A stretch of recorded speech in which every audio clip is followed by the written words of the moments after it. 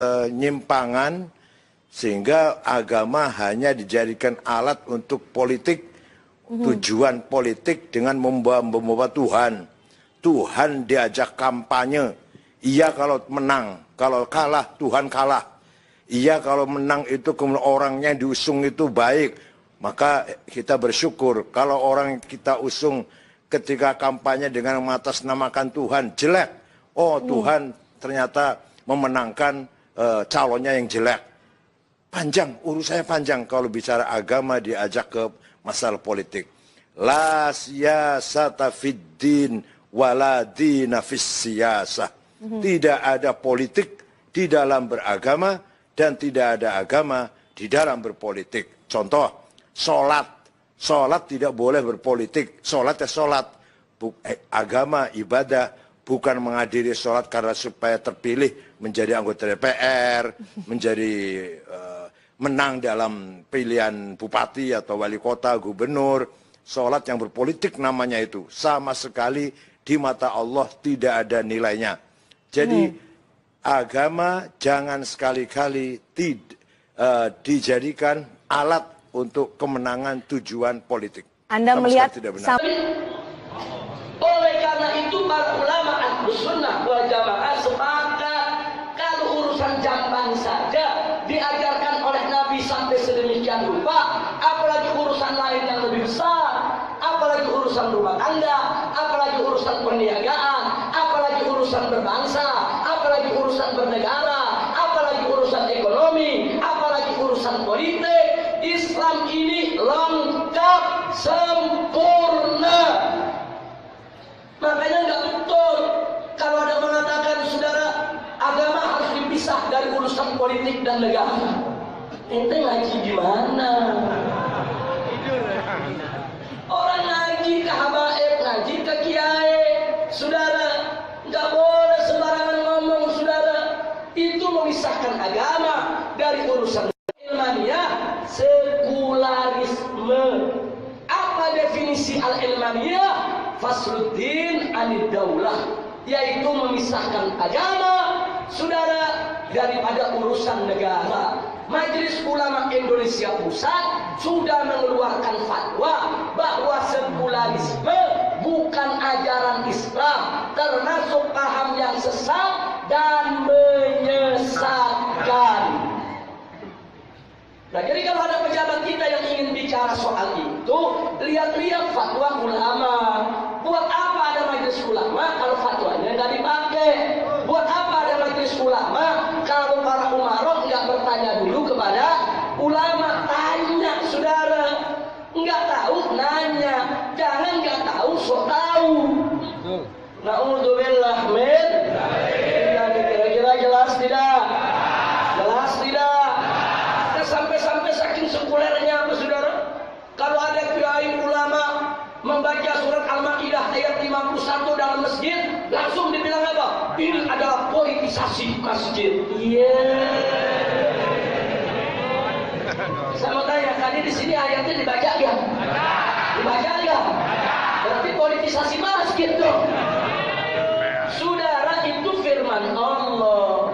Saya tanya surat Al-Maidah ayat 51 firman siapa? Firman siapa? Terus ini masjid rumah siapa? Rumah siapa? Firman Allah boleh nggak dibaca di rumah Allah? Boleh tidak? Nah, kok dituduh politisasi? Ada lagi yang lebih jahat, saudara. Begitu membahas Al-Maidah 51, wah ini intoleransi. Ini anti NKRI. Ini anti Pancasila. Iya. Kacau tidak? Kacau tidak? Kacau tidak? Saya mau tanya dulu nih jamaah semua yang ada di sini nih. Semua saya mau tanya. Itu Al-Maidah 51 firman siapa? Percaya kepada Allah? Beriman kepada Allah? Siap mematuhi Allah? Takbir! Sallu ala Nabi. Ada yang bisikin saya, Habib, minggu tenang, Habib, minggu tenang. Saya jawab, masa bodo amat, gue bukan tim sukses. Masa bodo amat, gue bukan orang partai, betul? Tapi ngaji. Ya urusan ada yang tersinggung tuh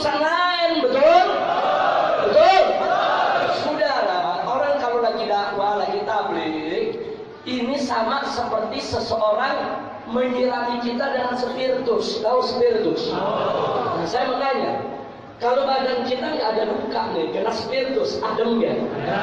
Sejuk nggak? Kalau ada luka bagaimana? Ada luka bagaimana? Jadi kalau ayat Al-Quran dibacain kepada orang yang nggak ada luka, sejuk. Tapi kalau yang perih berarti ada luka. Betul? Saya nggak peduli sama orang yang tersinggung. Kita baca ayat Islam itu kira-kira jelas tidak? Paham semua? Baik saudara. Nah, karena itu saya ingin memberikan warning. Hati-hati. Ada propaganda liberal, propaganda sekuler yang sangat berbahaya.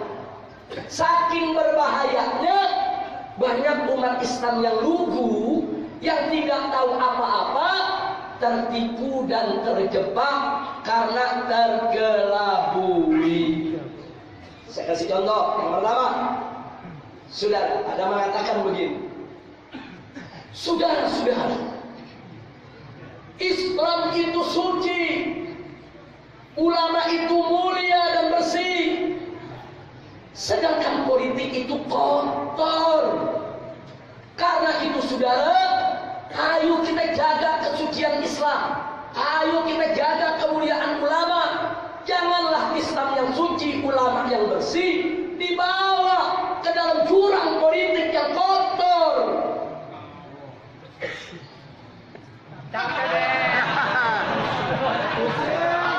Halo, pusing gak lo? Tapi jujur, ngomongnya cakep gak? Untung gua bukan liberal. Coba kalau saya liberal, saya pengaruh gitu saudara. Dan ini banyak orang-orang awam terpengaruh. Jangankan orang awam, maaf, bahkan kadang-kadang kelas kiai percaya saudara. Tuh, bener kan gua bilang? Kadang-kadang ada kiai marah-marah kalau ada orang ceramah bicara politik. Ada gak? Ada gak? Mana orang?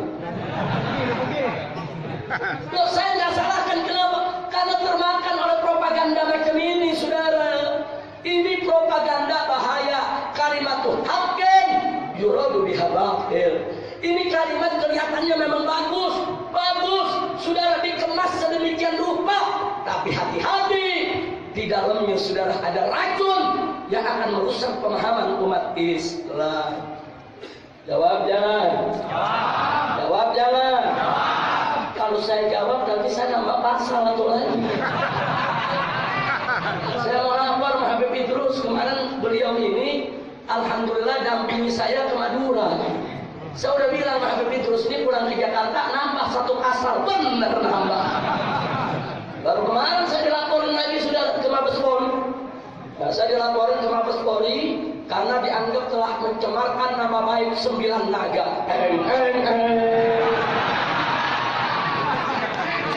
Jadi kata mereka Habib Rizik menyebar fitnah. 9 naga dikatakan mengeluarkan duit triliun-triliunan untuk mendukung daripada salah satu calon gubernur.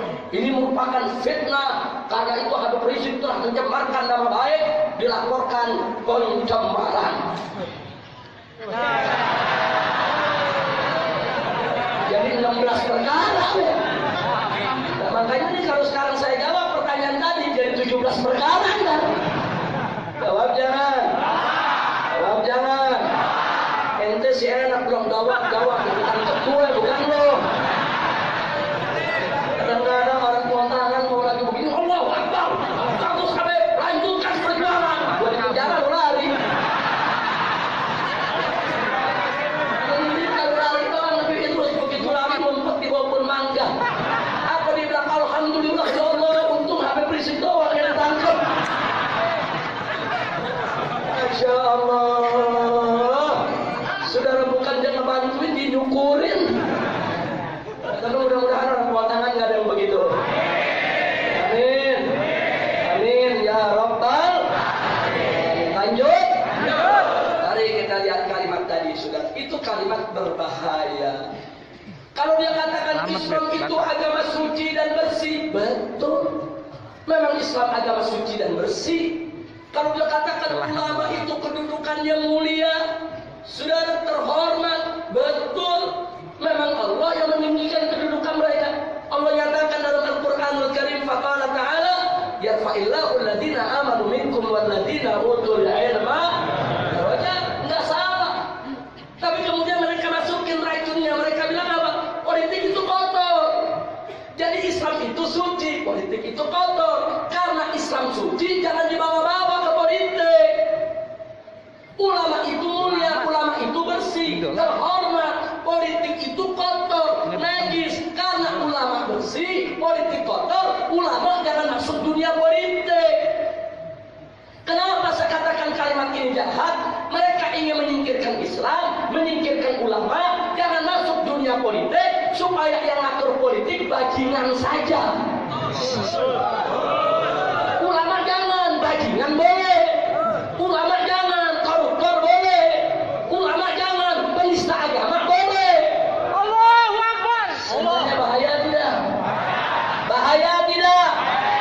Ini ajaran gak betul, itu bukan ajaran Islam, saudara. Itu ajaran sekularisme, itu ajaran liberalisme.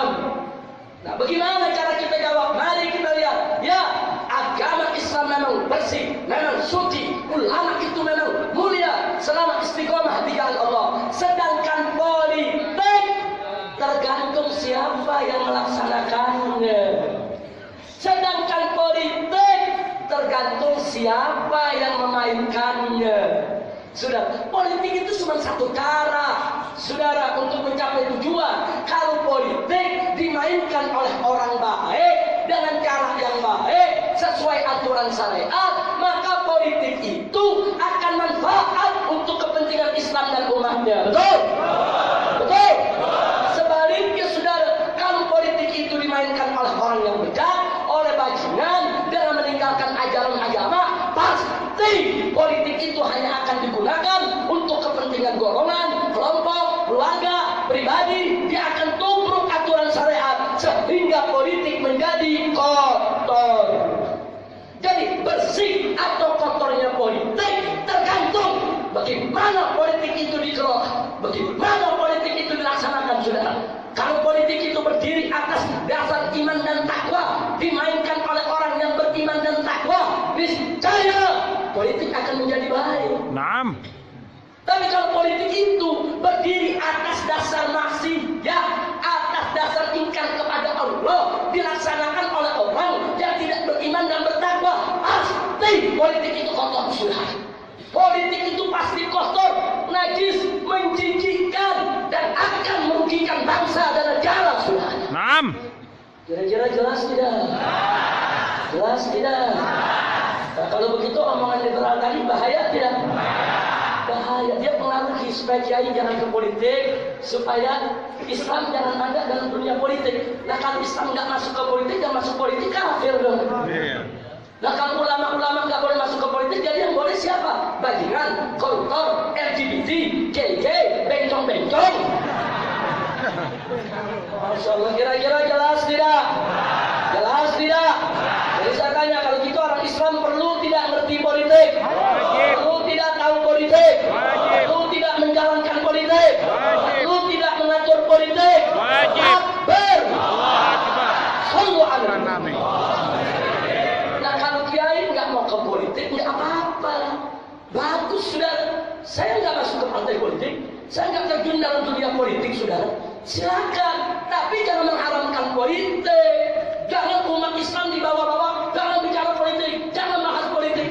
Kalau umat Islam bodoh soal politik, nggak ngerti politik, mereka besok akan jadi korban politik, saudara. Jadi kalau ulama nggak mau terjun ke politik, kiai nggak mau terjun ke politik, silakan. Tapi murid-murid mereka yang potensial, dorong, suruh masuk ke DPR, suruh jadi anggota dewan, suruh jadi gubernur,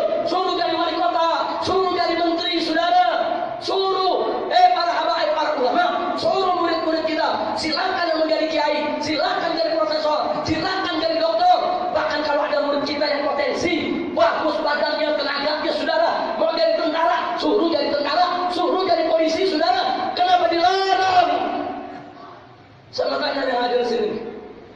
Kalau anda anak muda besok semua jadi polisi, mau nangkap kiai nggak? Nangkap kiai nggak? Makanya lu jadi polisi. Kalau